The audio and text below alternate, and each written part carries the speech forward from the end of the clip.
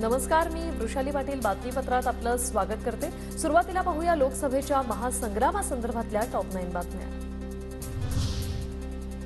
पूर्व विदर्भातील पहिल्या टप्प्यातल्या 5 मतदारसंघातील प्रचार तोफा थंडावल्या। नागपूर, रामटेक, भंडारा गोंदिया, गडचिरोली आणि चंद्रपुरातील प्रचार थांबला। प्रभू श्रीरामांचा आशीर्वाद आम्हाला, देवेंद्र फडणवीसांचं वक्तव्य।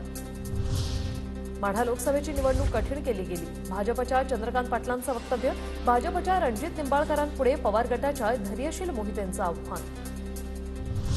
6 महिन्यानंतर काय होईल माहित नाही, मात्र महायुती टिकून राहावी म्हणून देवाकडे प्रार्थना करतोय, अजित पवार गटाचे आमदार सुनील शेळकेंचं वक्तव्य।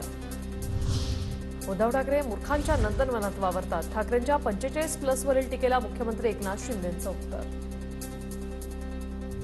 माझ्यापुढे अफवा आणि चुकीच्या चर्चांचं आव्हान। पंकजा मुंडेंचं विधान, तर विरोधकांना उमेदवारच मिळत नव्हता। अजितदादांच्या राष्ट्रवादीमधून उमेदवार घ्यावा लागला, विरोधकांवर साधला निशाणा।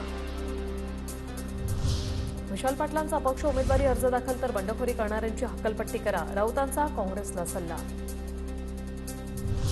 प्रदेशाध्यक्ष असताना 33 महिने खूप सहन केलं। फडणवीसांना कोणत्याही क्षणी अटक होऊ शकली असती, भाजप नेते चंद्रकांत पाटलांचा दावा।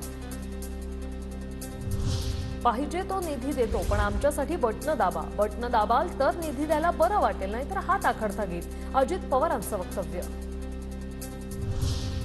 अजित पवार व्यापारी, त्यामुळे ते सौदाच करणार, खासदार संजय राऊतांची अजित पवारांवर टीका।